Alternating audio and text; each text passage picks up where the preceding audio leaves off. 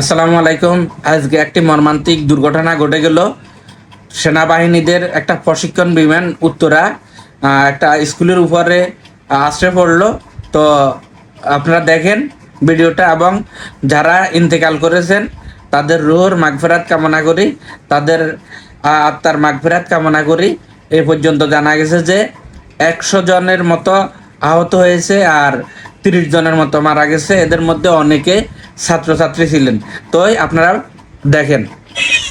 দর্শক, যেমনটা আগেই জেনেছেন, রাজধানীর উত্তরায় মাইলস্টোন স্কুল ভবনে বিধ্বস্ত হয়েছে বাংলাদেশ বিমান বাহিনীর একটি প্রশিক্ষণ বিমান।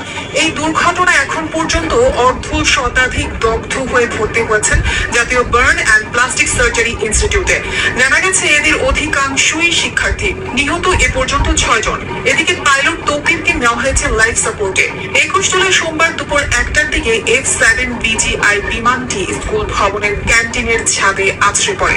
এতেই ঘটে এমন ভয়াবহ দুর্ঘটনা। পরিস্থিতি নিয়ন্ত্রণে মোতায়েন করা হয়েছে সেনাবাহিনী ও বিজিবি। এছাড়াও উদ্ধার কাজে অংশ নিয়েছে ফায়ার সার্ভিসের অন্তত 8টি ইউনিট। পরিস্থিতি সামাল দিতে বিমান বাহিনীর হেলিকপ্টারও তৎপর ছিল।